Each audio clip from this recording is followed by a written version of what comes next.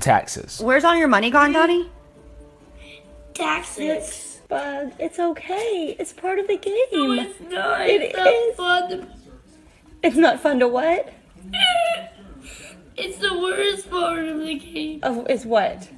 Taxes. Your biggest obstacle to wealth building.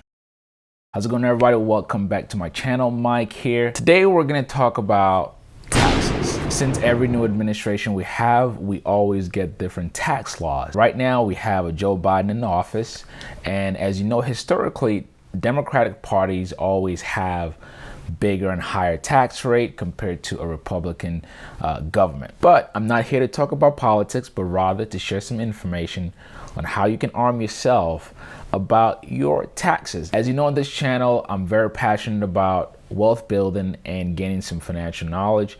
And what I'm going to share in this video are partly my opinion and also things that I practice. But this information is readily available anywhere. You can Google it yourself. But I also think that it's extremely important for those of you who are on this train with me in building wealth for yourself and the next generation. Because guess what? Taxes will be one of the biggest obstacles or something that can derail your journey or derail that train to wealth building. Hear me out. What are taxes anyway?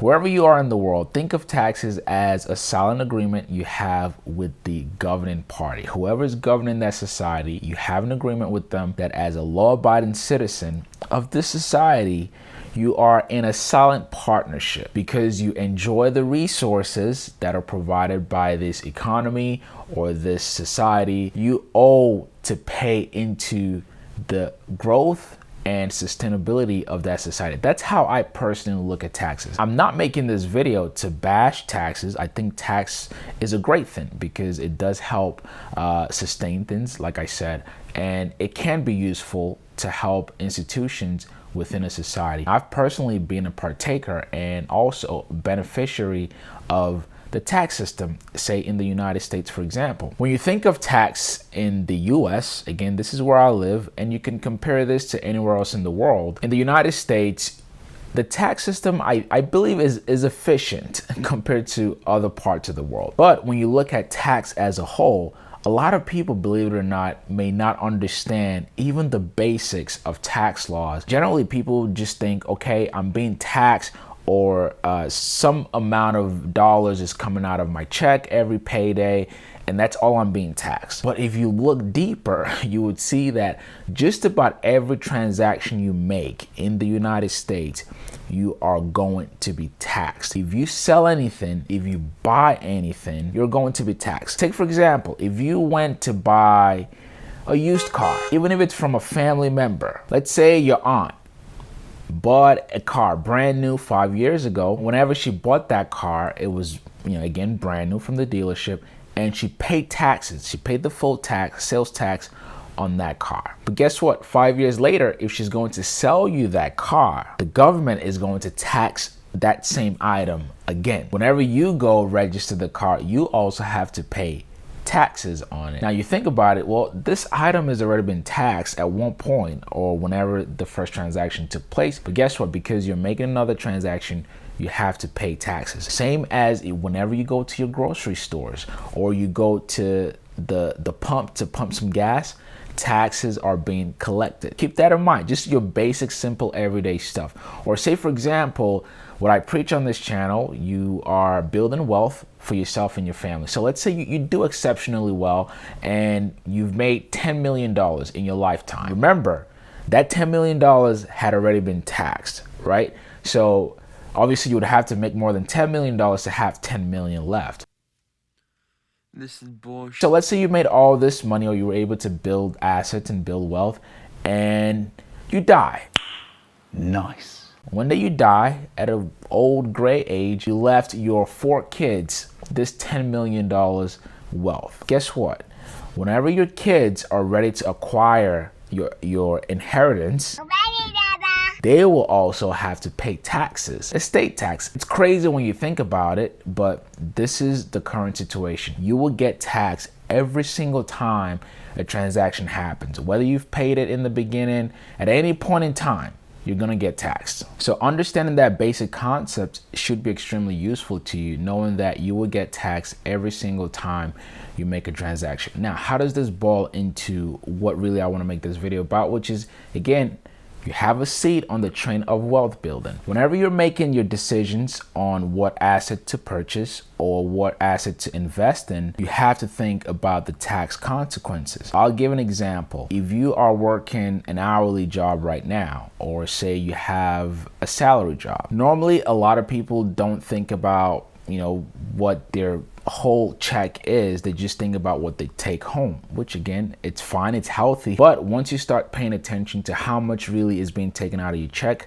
every month or every time you get a paycheck, then perhaps you're gonna learn how to understand these tax laws. So you have a salary job, a W-2. Guess what? You're gonna be paying higher tax rate compared to somebody who may have a small business or somebody who has investments. Warren Buffett, one of the wealthiest men alive, famously said that he pays less in taxes, meaning tax rate, compared to his assistant. That's because someone in Warren Buffett's shoes, his income comes mostly from investments, not from W-2. Does that make sense? Or if you remember, late Steve Jobs, when he was the CEO of Apple, he was famously known to only collect $1 for his salary. It's because of taxes, guys. You pay taxes on $1. It's not much, but most of his compensation will come from shares, stocks, and all of the above. This is how the rich and or the wealthy get away with paying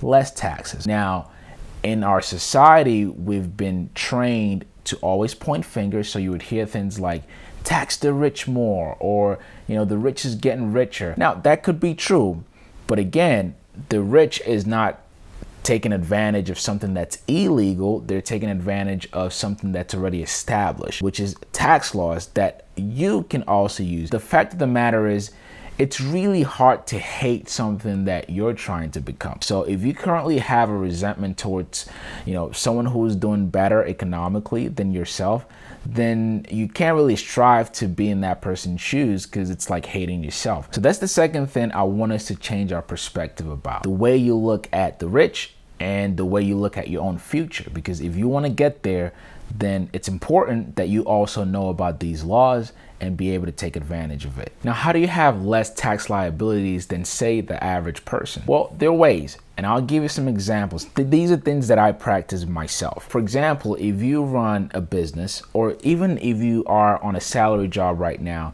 I've been a big advocate of whatever salary or whatever your income is right now, it's important to start putting some money away and invest in that money. If you run a business or you have a salary job and then you're investing some of your income, this is what should happen. On the business side, understand that you can write a bunch of things off. Now, I don't mean just write anything off, but it makes sense, things that make sense for you to write off. Again, these are all in the tax laws. You'd be surprised how many thousands, hundreds of thousands of businesses don't take advantage of these tax laws. And a lot of times it really has to do with who your auditor or your accountant is. Generally speaking, as a small business owner, you're not familiarizing yourself with this stuff. You're just focused on running your business, keeping the lights on. So oftentimes we just outsource this task to a paid accountant, and there are levels to accounting, just so you know. There are levels to this thing. But what I'm saying to you is that you also need to learn about these laws. You don't have to know detail for details, but understand what works and what doesn't. If you run a small business right now, for example, understand that there are things that perhaps you haven't even thought about writing off that you could possibly write off.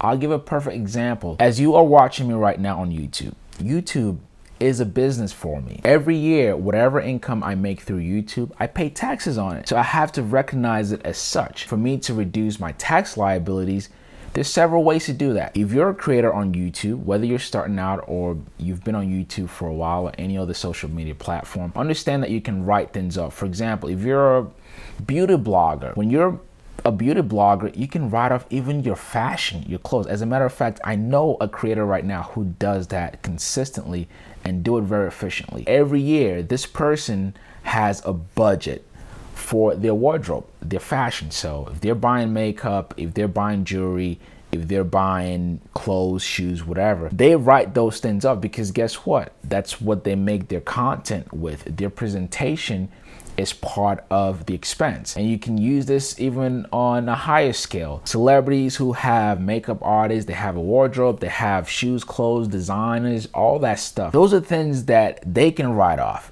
I hope they know that.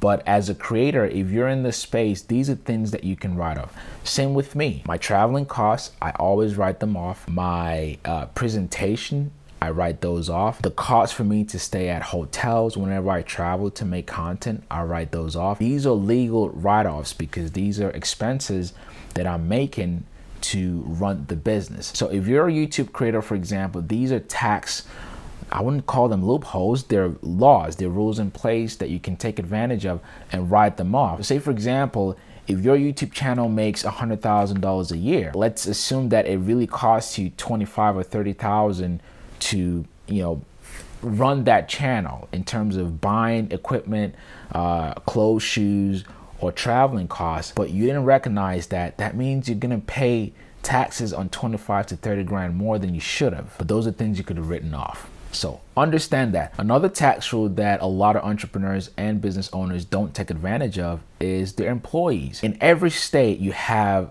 tax rates. In the state of Georgia, where I live, the tax rate is different from, say, Florida, where there's no state tax. But for a lot of states, you have income taxes. So you're paying income tax both on state level and also on federal level. But guess what? There is a minimum. So what I mean by that is, did you know that you can hire your kids? If you run a business where, say, it's a family business and your kids help you in and out of that business to do one task or another, guess what? You can pay your kids a legal salary up to about $12,000 where there's no taxes. If you're paying your kids $12,000 or below, you don't have to pay taxes on that payment.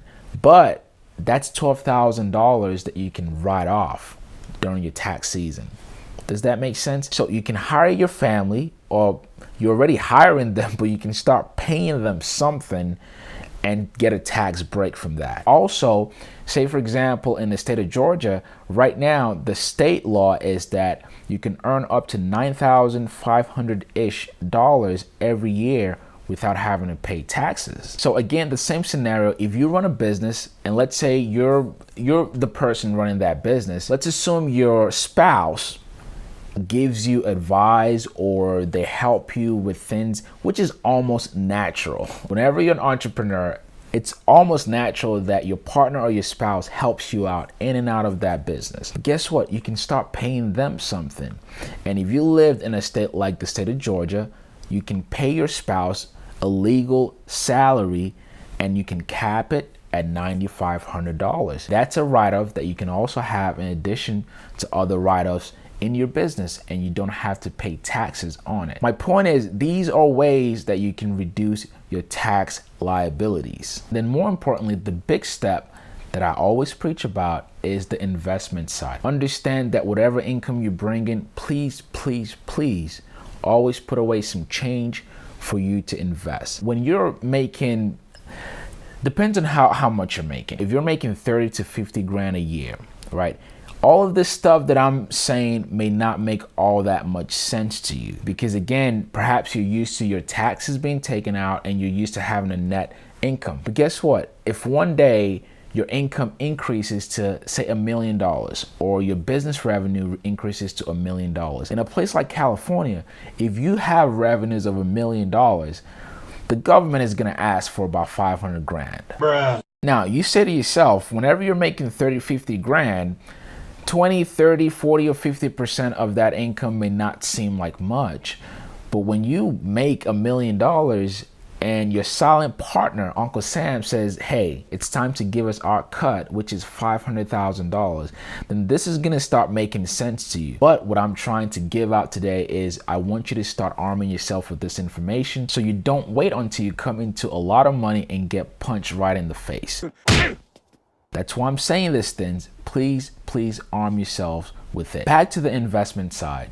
Please always put money away to invest. There's no secret why a lot of wealthy people invest in real estate and or the stock market, but real estate more importantly. If you don't know by today, real estate is the perfect tax strategy.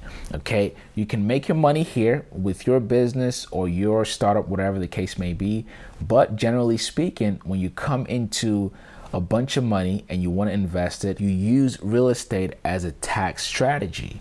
Because unlike any other assets, real estate is beautiful in the sense that it has the appreciation side in equity, but also depreciation side, which you can write off as tax liability. Now, that could be a video for another day, but it's important for you to understand this concept. If you don't know by now, the reason, or one of the most important reasons why you invest in real estate is also to lower your tax liabilities. You will be surprised. I remember the first time I accounted for my rental properties when I first got into real estate, and I saw the amount of taxes I paid the years prior to that, and then how real estate saved me in more tax liabilities. This is fact. It's nothing that's not been done. It's not illegal. It's perfectly legal. This is one of the reasons why you invest your money in an asset like real estate. Then on the stock side, if you invest in the market, you buy stocks or mutual funds